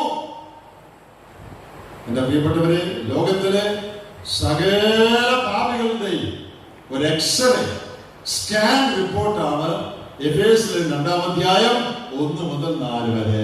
സ്കാനിന്റെ അകത്ത് എല്ലാം കാണാം. പെറ്റ് സ്കാൻ പോലെയാണ്. എല്ലാം കാണാം. ഉള്ളിൽ എന്തെല്ലാം ഉണ്ട് പുറമേ നോക്കിയാൽ കാണുകയല്ല. നല്ല ഷർട്ടും മുണ്ടും സാരിയും ഒക്കെ കൊടുത്ത് നടന്നാൽ സുന്ദരനും സുന്ദരിയുമാണ്. പക്ഷേ ഈ സ്കാൻ കാണുമ്പോഴാണ് പഠിച്ചവന് പറയുന്നത്, അയ്യോ ഇതിന്റെ അകത്ത് വളരെ കുഴപ്പമാണ്. സ്വർഗത്തിലെ ദൈവത്തിന്റെ സ്കാൻ റിപ്പോർട്ടാണ് എഫേസ്യർ 2-ാം അധ്യായം ആദ്യ വാക്യങ്ങൾ. പാപിയുടെ ജീവിതം എങ്ങനെയുള്ളതാ? ലോകത്തിന്റെ മുമ്പിൽ നല്ലവനാണ്, ഭക്തനാണ്, മതഭക്തിയുണ്ട്, നല്ല സ്വഭാവമാണ്. എന്നാൽ ദൈവത്തിന്റെ സ്കാൻ റിപ്പോർട്ട് പറയുന്നു, നിന്റെ അകത്ത് വലിയ കുഴപ്പമാണ്. നീ അർഹിക്കുന്നത് ദൈവത്തിന്റെ കോപമാണ്. ദൈവത്തിന്റെ കോപം എന്ന് പറയുന്നത് കൊച്ചുകാര്യമാണ്. ജീവനുള്ള ദൈവത്തിന്റെ കയ്യിൽ വീഴുന്നത് ഭയങ്കരം. നമ്മുടെ ദൈവം ദഹിപ്പിക്കുന്ന അഗ്നി എന്ന് വേദപുസ്തകത്തിൽ ദൈവത്തെ കുറിച്ച് പറഞ്ഞിട്ടുണ്ട്. പ്രിയപ്പെട്ടവര്, വേദപുസ്തകത്തിലെ ദൈവം മനുഷ്യനുണ്ടാക്കി വെച്ച ദൈവമല്ല. ലോകത്തിൽ പല ദൈവങ്ങളും മനുഷ്യനുണ്ടാക്കിയിട്ടുണ്ട്. മനുഷ്യന്റെ ഇഷ്ടമനുസരിച്ച് പെരുമാറുന്ന, മനുഷ്യന്റെ ഇഷ്ടമനുസരിച്ചുള്ള സ്വഭാവമുള്ള ദൈവങ്ങളൊക്കെ ഇഷ്ടം പോലെയുണ്ട്. പക്ഷേ ഈ വിശുദ്ധ വേദപുസ്തകത്തിൽ വെളിപ്പെടുത്തിയിരിക്കുന്ന ദൈവം അങ്ങനെയുള്ള ദൈവമല്ല. ആ ദൈവം പരിശുദ്ധനായ ദൈവമാണ്. പാപത്തെ വെറുക്കുന്ന ദൈവമാണ്. അവൻ നീതിമാനാണ്. പാപത്തെ ശിക്ഷ വിധിക്കുന്ന ദൈവമാണ്. ആ ദൈവത്തിന്റെ കോപത്തിന് മനുഷ്യൻ അർഹൻ. ഇതെന്തിനാ ഇതെല്ലാം ഇപ്പൊ പറഞ്ഞേ? ഇതെല്ലാം ഇപ്പൊ പറഞ്ഞത് കൃപയെന്ന് പറഞ്ഞാൽ എന്താണെന്ന് പറയാനാണ് ഇതെല്ലാം പറഞ്ഞത്. അതിന്റെ താഴെ എന്താ വായിക്കുന്നത് അറിയാമോ? മനുഷ്യൻ ദൈവത്തിന്റെ കോപം അർഹിക്കുന്നവനാണ് എന്നെല്ലാം പറഞ്ഞിട്ട് അതിന്റെ താഴെ 7-ാമത്തെ വാക്യത്തിൽ ഒരു പ്രയോഗമുണ്ട്. കൃപയാലല്ലോ നിങ്ങൾ വിശ്വാസം മൂലം രക്ഷിക്കപ്പെട്ടിരിക്കുന്നത്. അവിടെ പറയാണ് ഈ മനുഷ്യൻ, അതിന്റെ 5-ാം വാക്യത്തിൽ പറയുന്നുണ്ട്, കൃപയാലത്രേ നിങ്ങൾ രക്ഷിക്കപ്പെട്ടിരിക്കുന്നത്. ഇങ്ങനെയുള്ള മനുഷ്യൻ, ഞാൻ ഇതുവരെ പറഞ്ഞതുപോലെ ദൈവത്തിന്റെ കോപം അർഹിക്കുന്ന ഈ മനുഷ്യനെ രക്ഷിക്കുവാൻ ദൈവം ഉപയോഗിച്ച മുഖാന്തരമാണ് കൃപ. ഈ മനുഷ്യൻ ശിക്ഷിക്കപ്പെടുന്നവനാണ്. ലോകത്തിലെ സകല മനുഷ്യർ പാപം നിമിത്തം. എന്നാൽ അവരോട് ദൈവം അവരെ രക്ഷിക്കാൻ എന്താ മാർഗം? ദൈവം നീതിമാനാണ്, ദൈവം വിശുദ്ധനാണ്. പാപത്തെ ശിക്ഷിച്ചേ മതിയാകും. കണ്ടണയ്ക്കാൻ പറ്റില്ല, സാരയില്ലെന്ന് പറയാൻ പറ്റുകയല്ല. ദൈവനീതിക്കാൻ നിരക്കുന്നതല്ല. പക്ഷെ അവനെ രക്ഷിക്കണം ദൈവത്തിന്. ദൈവം അവനോട് കൃപ കാണിക്കാൻ തീരുമാനിച്ചു. കൃപ എന്ന് പറഞ്ഞാൽ എന്താ? മനുഷ്യനെ രക്ഷിക്കുവാൻ, ശിക്ഷയ്ക്ക് മാത്രം യോഗ്യനായിരുന്ന മനുഷ്യനെ രക്ഷിക്കുവാൻ അവൻ അർഹിക്കാത്ത ആനുകൂല്യം ദൈവം കാണിച്ചതിനെയാണ് കൃപ എന്ന് പറയുന്നത്. ഒന്നുകൂടെ പറയട്ടെ, ശിക്ഷ അർഹിക്കുന്ന മനുഷ്യനെ രക്ഷിക്കുവാൻ ദൈവം കാണിച്ച ആനുകൂല്യം, ഗോഡ്സ് ഫേവർ, അൺമെറിറ്റഡ് ഫേവർ. മനുഷ്യൻ അർഹിക്കാത്ത ആനുകൂല്യം ദൈവം കാണിച്ചു. അത് അവൻ അർഹിച്ചതല്ല. അവൻ അർഹിച്ചതൊക്കെ ദൈവ കോപമാണ്, നമ്മൾ വായിച്ചു കഴിഞ്ഞു. കോപമാണ് അവൻ അർഹിച്ചത്, നരകമാണ് അവൻ അർഹിച്ചത്. എന്നാൽ ആ മനുഷ്യനെ രക്ഷിക്കുവാൻ ദൈവം കൃപ കാണിച്ചു എന്ന് പറഞ്ഞാൽ അവൻ അർഹിക്കാത്ത, അവൻ ഒരിക്കലും കിട്ടാൻ ഒരു യോഗ്യതയുമില്ലാത്ത പാപക്ഷമ, പുത്രത്വം, ദൈവരാജ്യം, നിത്യജീവൻ, ഇതെല്ലാം മനുഷ്യന് കൊടുക്കുവാൻ ദൈവം ഉപയോഗിച്ച മുഖാന്തരത്തിനാണ് കൃപ എന്ന് പറയുന്നത്. അപ്പോൾ ദൈവം പാപിയോട് കൃപ കാണിച്ചു എന്ന് പറഞ്ഞാൽ അവൻ ശിക്ഷിക്കപ്പെടുവാൻ എല്ലാ യോഗ്യതയും തികഞ്ഞിരിക്കെ ആ ശിക്ഷ അവന് നൽകുന്നതിന് പകരം അവൻ ഒരിക്കലും അർഹിക്കാത്ത നന്മകൾ അവന്റെ മേൽ ചൊരിയുവാൻ ദൈവം പ്രസാദിച്ചു. അതിനെയാണ് കൃപ എന്ന് പറയുന്നത്.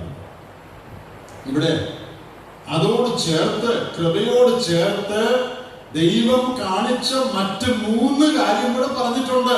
അതെല്ലാം വിവരിച്ചാൽ നല്ലതാ, പക്ഷെ നമുക്ക് സമയമില്ല അതെല്ലാം കൂടെ വിവരിക്കാൻ. ഞാനതുകൊണ്ടൊന്ന് പറഞ്ഞു പോകാം. ദൈവം കൃപ കാണിച്ചെന്ന് പറയുന്ന കൂട്ടത്തിൽ മനുഷ്യന്റെ 4 പാപാവസ്ഥകളെ കുറിച്ചാണല്ലോ നമ്മൾ പറഞ്ഞത്.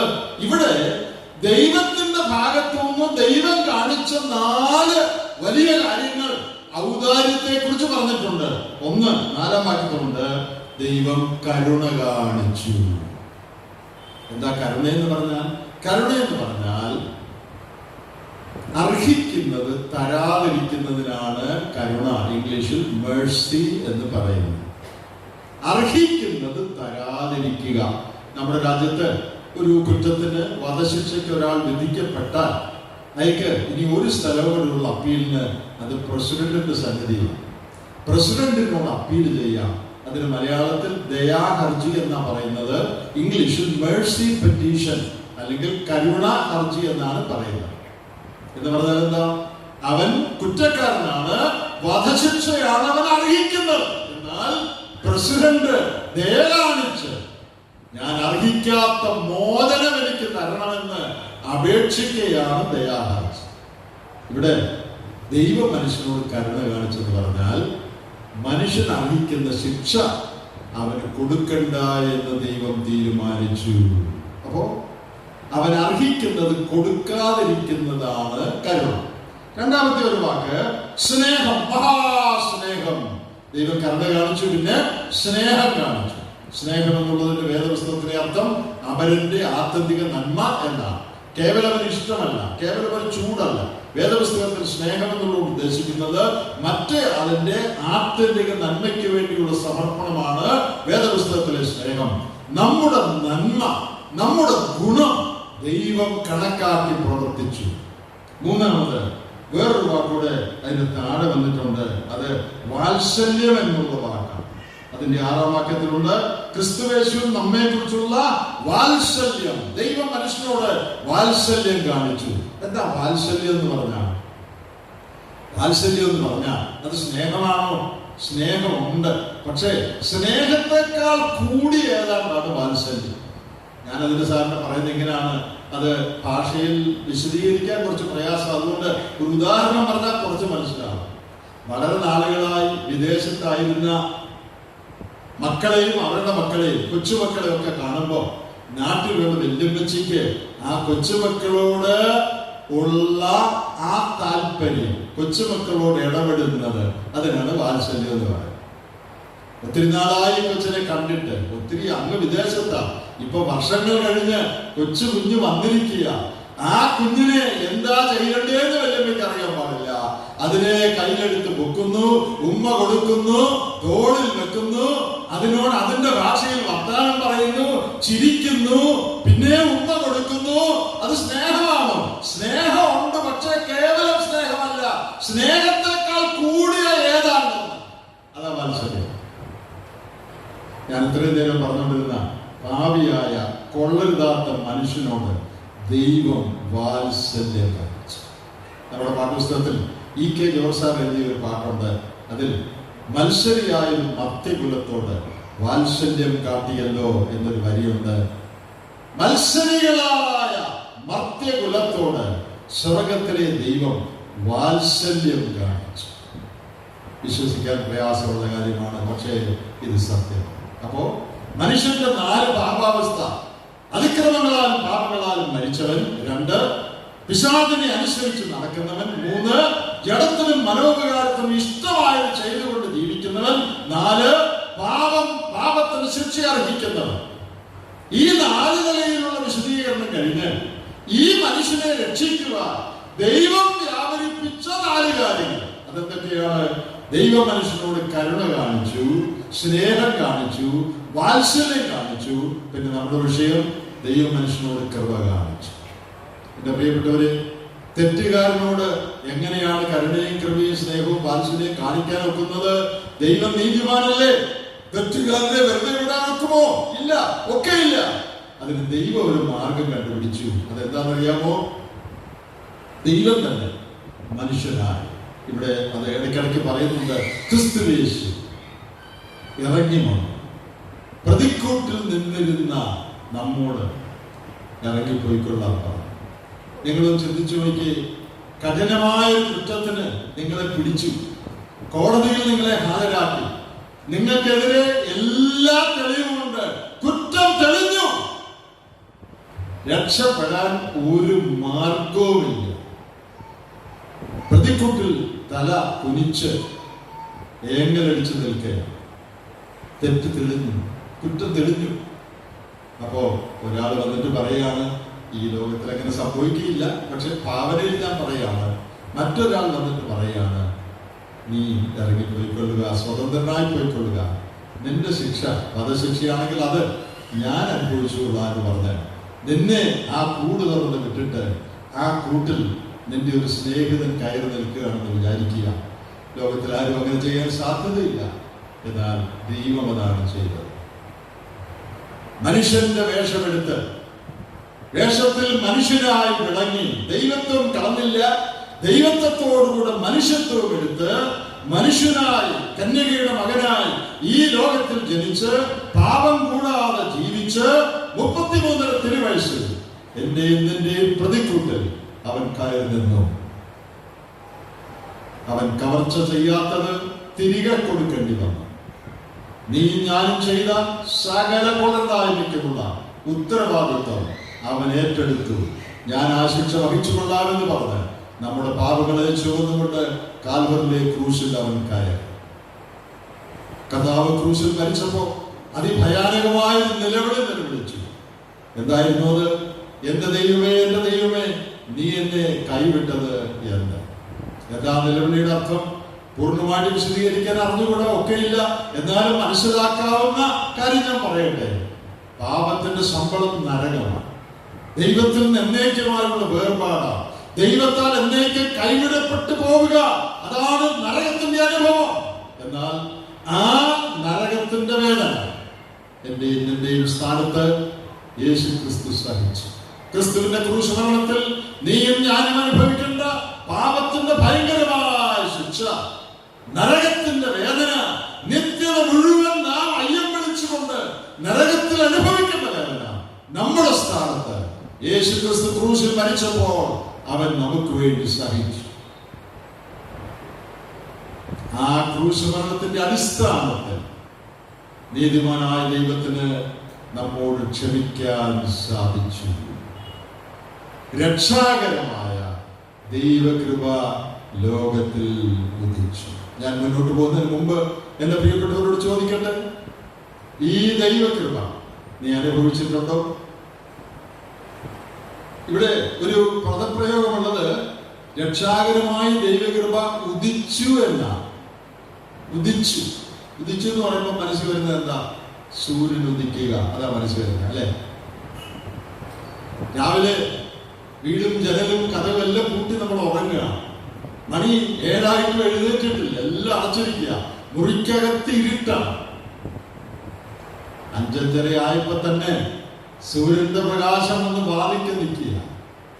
വാതിൽ തുറന്നാൽ അകത്തോട്ട് കയറാൻ റെഡിയായിട്ട് നിൽക്കുക. 7 മണിയായപ്പോഴാണ് നമ്മൾ വാതിൽ തുറക്കുന്നത്. വാതിൽ തുറക്കുമ്പോൾ ഈ പ്രകാശം ഉള്ളിലേക്ക് കയറുകയാണ്. ദൈവത്തിന്റെ കൃപയുടെ ഉദയം 2000 വർഷം മുമ്പ് സംഭവിച്ചു.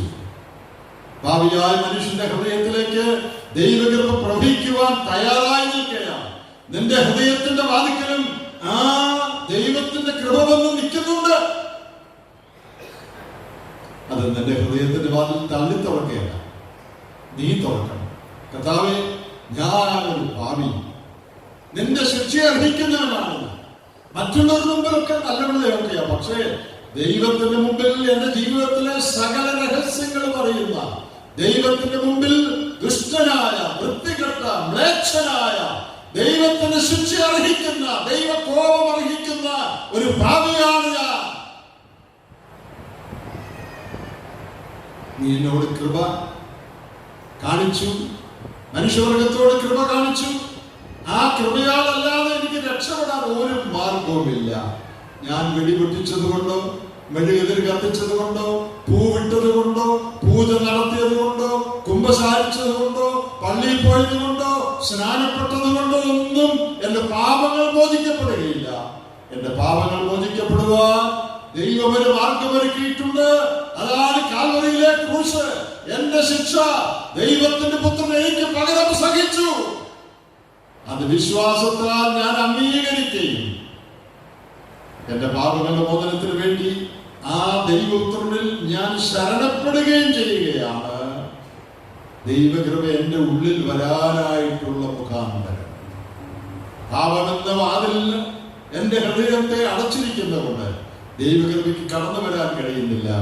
എന്നാൽ ഇന്ന് രാത്രി കർത്താവേ, ഞാനൊരു ഭാവി എന്ന് ഞാൻ മനസ്സിലാക്കും. അവിടുന്ന് മനുഷ്യവർഗത്തോട് കൃപ കാണിച്ചു എന്നുള്ളത് എനിക്ക് മനസ്സിലാക്കി. എന്നാൽ ആ കൃപ എന്റെ ആയിത്തീരണം. ആ കൃപയാലുള്ള രക്ഷ എനിക്ക് വേണം. എന്റെ പാപങ്ങൾ മോചിക്കപ്പെടണം. എനിക്ക് ദൈവവേദനാകണം. ദൈവവുമായിട്ടുള്ള നിരപ്പ് എനിക്ക് വേണം. എന്റെ മേലുള്ള ദൈവത്തിന്റെ കോപം നീങ്ങിപ്പോകണം. ഇന്ന് രാത്രി ആ കൃപ സ്വീകരിക്കാൻ ഞാൻ തയ്യാറാണ്. എനിക്കായി ക്രൂശിൽ മരിച്ച ദൈവപുത്രനെ ഇന്ന് രാത്രി ഞാൻ എന്റെ പാപങ്ങളുടെ മോചനത്തിന് വേണ്ടി ശരണപ്പെടും. എനിക്ക് എന്നെ രക്ഷിപ്പാൻ കഴിയില്ല. ഞാൻ അർഹിക്കുന്ന നരകമാണ്. എന്നാൽ എന്റെ നരകം എനിക്ക് പകരം സഹിച്ച യേശുക്രിസ്തുവിൽ ഇന്ന് രാത്രി ഞാൻ ശരണപ്പെടുന്നു. എന്റെ പാപങ്ങൾ ക്ഷമിക്കണം.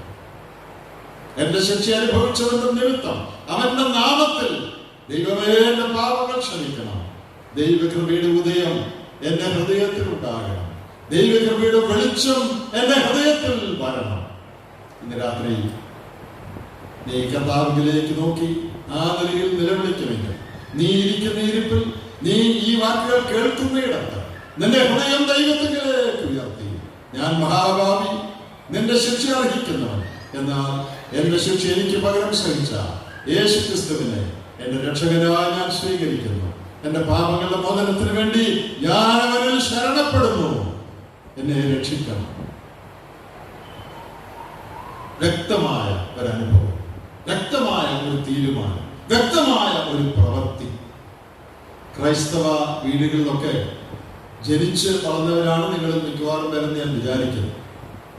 ക്രൈസ്തവ വീടുകൾ ജനിച്ചു വളർന്ന് ചെറുപ്പം മുതലേ സൺഡേ സ്കൂളൊക്കെ പഠിച്ച് പാട്ടുമൊക്കെ പാടി യോഗത്തിനൊക്കെ പോയി അങ്ങനെ വളർന്നിരിക്കുന്ന ആളുകൾക്ക് അത് നല്ലതാണെങ്കിലും പശ്ചാത്തലം ഉള്ളത്. പക്ഷേ അതിനകത്തൊരു വലിയ അബദ്ധവും കൂടെ ഉണ്ട്, അപകടവും കൂടെ ഉണ്ട്. എന്താണെന്നറിയാമോ? ഇതെല്ലാം പരിചയമുള്ളതുകൊണ്ട് എനിക്ക് പാട്ടറിയാവുന്നതുകൊണ്ട്, ഞാൻ പള്ളിയിൽ പോകുന്നതുകൊണ്ട്, ഞാൻ പ്രാർത്ഥിക്കുന്നതുകൊണ്ട് എൻ്റെ പാപങ്ങളൊക്കെ മോചിക്കപ്പെട്ടു, ഞാൻ ദൈവവേദില, ഞാൻ സ്വർഗത്തിൽ പോകുകയാണെന്ന് തെറ്റായി ധരിച്ചിരിക്കുന്ന അനേക ആളുകളാണ്. ഞാൻ ഇന്ന് രാത്രി നിങ്ങളോട് ചോദിക്കട്ടെ, നീ ഒരു പാപിയാണെന്നുള്ള ബോധ്യത്തോടുകൂടെ നിന്റെ പാപങ്ങളുടെ മോചനത്തിന് വേണ്ടി ക്രൂശിൽ മരിച്ച ദൈവപുത്രന്റെ അടുത്ത് നീ വന്ന ഒരു ദിവസം നിന്റെ ജീവിതത്തിൽ ഉണ്ടായിട്ടുണ്ടോ? പള്ളിയിൽ പോയോ എന്നുള്ളതല്ല ചോദ്യം, സ്നാനപ്പെട്ടോ എന്നുള്ളതല്ല ചോദ്യം, അപ്പം മുറിക്കുന്നുണ്ടോ എന്നുള്ളതല്ല ചോദ്യം, അതൊന്നുമല്ല ചോദ്യം.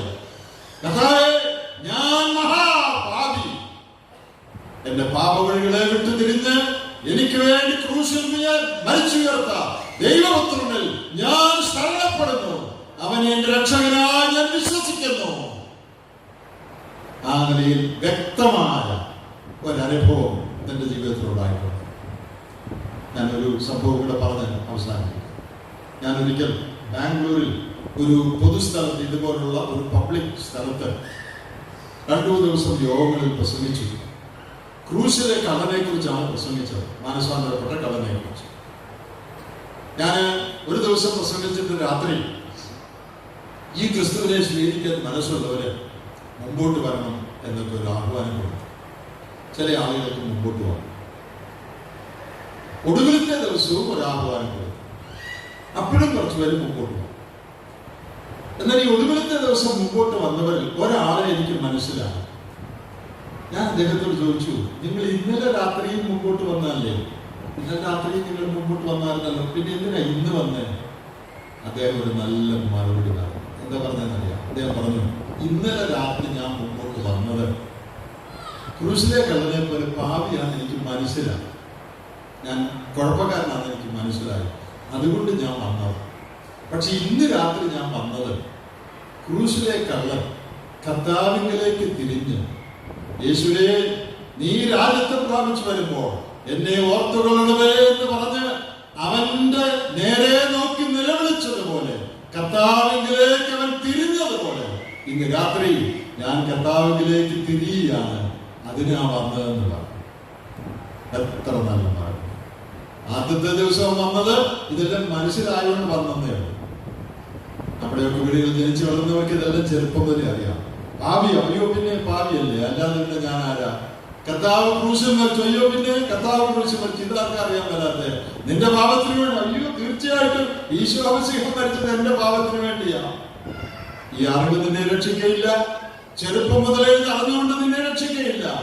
ഞാൻ മഹാഭാവിയെന്നുള്ള ബോധ്യത്തോടുകൂടെ നിന്നെ രക്ഷിപ്പാൻ, കൃപ കാണിപ്പാൻ കഴിവുള്ള ദൈവത്തിന്റെ സന്നിധിയിൽ നീ ഒരു ഭാവിയെന്ന് ഏറ്റുപറഞ്ഞ് കടന്നു വന്ന നിന്റെ വിശ്വാസം അവരിൽ നീ അർപ്പിക്കണം, അവരോട് നിലവിളിക്കണം.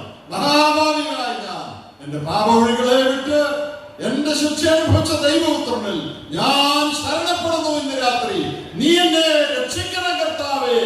എനിക്ക് ഈ സത്യമല്ല അറിയാവുന്നതുകൊണ്ട് ഞാൻ രക്ഷിക്കപ്പെടുകയില്ല, ഞാൻ സ്വർഗത്തിൽ പോകുകയില്ല, എന്റെ പാപങ്ങൾ മോചിക്കപ്പെടുകയില്ല. എന്നാൽ ഞാനിതാ നിന്നിൽ ഇന്ന് ശരണപ്പെടുന്നു, എന്നെ രക്ഷിക്കണം. വ്യക്തമായ ഒരു ചുവട്.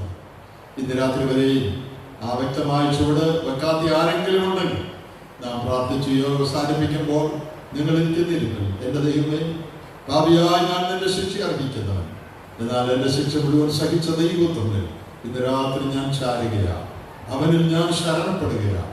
എന്റെ പാപങ്ങൾ ക്ഷമിക്കണം, എന്നെ രക്ഷിക്കണമെന്ന് പറഞ്ഞ് ഈ കർത്താവിൽ നീ ശരണപ്പെടണം.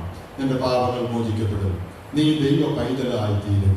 രക്ഷയുടെ ആദ്യ പടി നീ എടുത്തെടുക്കും. ദൈവം വെച്ചാൽ നാളെ രാത്രി ഈ പാക്കേജിലെ അടുത്ത കാര്യങ്ങൾ നിങ്ങളോട് പറയണമെന്ന് ഞാൻ ആഗ്രഹിക്കുന്നു.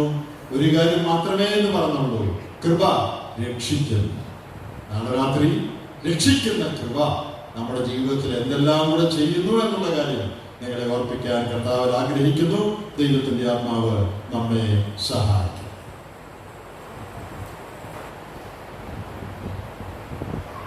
പ്രാർത്ഥിക്കാം. സ്നേഹവാനായ ദൈവമേ, സ്വർഗ്ഗീയ പിതാവേ, വർത്തമാനനാമത്തിലടിയിൽ നന്ദിയോടെ സ്തോത്രം ചെയ്യുന്നു. ഈ സന്ധ്യായാമത്തിൽ കർത്താവെ ഞങ്ങൾക്ക് മോദിച്ചുകൂടി തിരുവനന്തപുരത്തിന് മുമ്പായി പരിപ്പിച്ച സമർപ്പിക്കുന്ന സ്തോത്രം. കഴിഞ്ഞ ചില ആഴ്ചകളാണ് ഞങ്ങൾ പ്രാർത്ഥിക്കുകയും ആശീകരിക്കുകയും ചെയ്ത പോലെ ഇന്ന് കർത്താവ് നിൽക്കുന്ന സുവിശേഷമായ യോഗത്തിൻ്റെ ആദ്യത്തെ ദിവസത്തേക്ക് ഞങ്ങൾക്ക് എല്ലാം ഉണ്ടാക്കാൻ ഞങ്ങൾ സഹായിച്ചു. വലിയനായ ദൈവത്തിൻ്റെ സാന്നിധ്യവും പരിപാലനവും അനുഭവപ്പെടേണ്ട ഭാഗത്താണ് സ്തോത്രം. അവൾ ഞങ്ങളെ കരുതുന്ന വിധങ്ങൾ ഞങ്ങൾ നടത്തുന്ന വിധങ്ങളോട്ടാൽ ഞങ്ങളെ എത്ര നന്ദികൊണ്ട് ഞങ്ങൾ ചെയ്യുകയില്ല. അർഹിക്കാത്ത നന്മകളെ വഴി നടത്തുന്നു. അതിന് കാരണമാത്തിൽ നിന്ന് പുതിയപ്പോൾ ഞങ്ങൾ സ്നേഹിച്ച മഹാസ്നേഹം അതിക്രമങ്ങളാലും പാവങ്ങളാലും മരിച്ചാൽ ഞങ്ങളെ ക്രിസ്തുവിലൂടെ ജീവിക്കാൻ തക്കണം മതിയായ സ്നേഹങ്ങൾ പറഞ്ഞുകൊണ്ട് ആ മക്കളുടെ പതിൽ ലയിപ്പാനും ആ മക്കളുടെ പതിൽ കർത്താവുകൾക്ക് കൃപാസ്നേഹത്തോട് അടുത്ത് വന്ന് ഞങ്ങളുടെ ആശയങ്ങൾ സ്തോത്രത്തോട് അറിയിപ്പാൻ പറ്റും ലഭിച്ചിട്ടില്ല. വിജയം പതിവയ്ക്കാൻ നിന്ന് പറയാൻ കർത്താവെ അവിടുത്തെ ഉന്നതവും മഹാനും ഭയങ്കരമായി ഞങ്ങൾക്ക് വേണ്ടി സ്വർഗത്തിൽ പക്ഷപാതം ചെയ്തിരിക്കുന്ന ശ്രേഷ്ഠ മഹാപുരാജനെ ഞങ്ങൾ സ്തുതിക്കുകയും ആരാധിക്കുകയും ചെയ്യുന്നു. കർത്താവ് ഇന്ന് ഞങ്ങൾക്ക് ഇവിടുത്തെ മഹായോഗത്തിന്റെ ആ ദിവസം കടന്നുണ്ടാക്കാൻ ഞങ്ങൾ സഹായിച്ചു. കടന്നു ജനത്തിനായ സ്തോത്രം. ഇത്തരം പേർക്ക് കടന്നുള്ളവർക്കും ഇവിടുത്തെ ആനുകൂല്യമായ സഹായത്തിന്റെ സ്തോത്രം. കർത്താവെ ലോകമെമ്പാടും അവിടുത്തെ സുവിശേഷം അറിയിക്കുന്ന ദൗത്യം ഇന്നിവിടെയും കർത്താവ് ദാസിനെ കൂടെ ഞങ്ങൾക്ക് ഇടയപ്പാടത്തും ഡയറക്ടർ സ്തോത്രം ചെയ്തു. ഈ ദാസിനെ ഞങ്ങൾ മധ്യാവനം അയച്ചു വചനം കൊടുത്തു, വചനമേ പ്രകാശം കൊടുത്തു. കർത്താവെ സംസാരിച്ച കാര്യങ്ങൾ ഞങ്ങൾ ഉൾക്കൊണ്ടുകൊണ്ട് വലുതും കർത്താവെ അങ്ങേക്ക് കൂടുതൽ പ്രകടനമായി ജീവിക്കാൻ ഞങ്ങളെ സഹായിക്കാൻ പ്രാർത്ഥിക്കുന്നു. കർത്താവെ ഭാവി മാനസാന്തരപ്പെടാൻ ഡയറക്ടർ പ്രാർത്ഥിക്കുന്നു. കൃപയാലോ വിശ്വാസം കൊണ്ടാണ് നിങ്ങൾ രക്ഷിക്കപ്പെട്ടിരിക്കുന്നത്. അതിന് നിങ്ങളും കാരണമില്ല ദൈവത്തിന്റെ ദാനമത്തെ ഇത് മനസ്സിലാക്കത്തക്കണം. കർത്താവെ ഓരോരുത്തരും സഹായിക്കാൻ പ്രാർത്ഥിക്കുന്നു. ഒരു കേൾക്കാൻ മാത്രമല്ല ഇത് മുഖാന്തരം ജീവനുള്ള ദൈവത്തെ കണ്ടുമുട്ടാൻ ഇടയാക്കണമെന്ന് പ്രാർത്ഥിക്കുന്നു. ഒരു ദേവി പോലും നശിച്ചു പോകാൻ അവൻ ആഗ്രഹിക്കില്ല. കാരണം അതാണ് അവിടുത്തെ ധരിച്ചുകൊണ്ടിരിക്കുന്നത്. കർത്താവെ അതുകൊണ്ട് കർത്താവെ കേട്ടവരെ ഉൾക്കൊണ്ടുകൊണ്ട് കർത്താവെ ജീവനുള്ള ദൈവത്തെ കണ്ടുമുട്ടുവാനും ആ ദൈവത്തിന്റെ മക്കളെ തീരാനും ഇടയാക്കണമെന്ന് സഹായിക്കാൻ പ്രാർത്ഥിക്കുന്നു. പ്രിയ ദാസിനെ അവിടുത്തെ കരകത്തെ കർത്താവെ ആവശ്യമായ സ്തോത്രം. സംസാരിച്ച കാര്യം കർത്താവ് ഞങ്ങൾ വീണ്ടും അത് ഞങ്ങൾ ഉൾക്കൊള്ളുവാനും മാത്രമല്ല വിശ്വാസികൾ അവർ വിശ്വാസം ഉറപ്പാനൊക്കെ ഇടയാക്കണം സഹായിക്കാൻ പ്രാർത്ഥിക്കുന്നു. അപ്പോൾ തന്നെ കർത്താവെ നിങ്ങളുടെ കൂടുതലേക്ക് ഒരുപാട് സാധിക്കാതെ പ്രവർത്തിക്കുന്ന അനേകരുണ്ട്. കർത്താവെ ദീർഘനാളെ രോഗശീലാക്കുന്ന അനേകരോട് പ്രത്യേകം പ്രാർത്ഥിക്കുന്നു. അവർ രോഗികൾക്ക് അങ്ങയുടെ സാമീപ്യം വിശ്രമിക്കാൻ ഇടയാക്കാൻ പ്രാർത്ഥിക്കുന്നു. ബന്ധുസിന് കർത്താവെ ആരോഗ്യമുള്ളവരെ കടന്നുവരാനും ദൈവഭക്തന്മാരുടെ ബന്ധം പ്രവർത്തനം ഇടയാക്കാൻ സഹായിക്കാൻ പ്രാർത്ഥിക്കുന്നു. ചുറ്റുപാട് ജനങ്ങളോട് പ്രത്യേകം പ്രാർത്ഥിക്കുന്നു. അവർ ഭരണത്തിനായാലും ഇത് വശം കേട്ടിട്ടുണ്ട്. അത് അവർക്ക് ചിന്തയ്ക്ക് വിധേയമാണെന്നൊക്കെ ഇടയാക്കാൻ പ്രാർത്ഥിക്കുന്നു. ഇത്രത്തോളം നടത്തിയ ഗൃഹക്കാർ എന്നോട് സ്തോത്രം ചെയ്യും. ഇനി കർത്താവെ അടുത്ത 3 ദിവസം ഇവിടെ വനവാസം നടത്തുവാൻ ആഗ്രഹിക്കുന്നു. നാളെ ദാസന് ആവശ്യമായ സഹായിക്കുന്നു പ്രാർത്ഥിക്കുന്നു.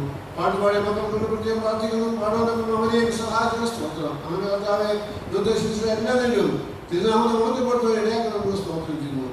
ഇപ്പോൾ ഞങ്ങൾ പ്രവർത്തിക്ക് പോകുന്നു. രാത്രികാലം ശാന്തമായി സമാധാനമായി കടന്നുറങ്ങി നാളെ പ്രധാനം മാത്രമേ ഇടയാക്കുന്നു. ക്രിസ്തുയേശുവിന്റെ നാമത്തിൽ താഴ്മയും വിനയമായ അപേക്ഷവും ദൈവത്തിലേക്ക് വിടയമാണമേ.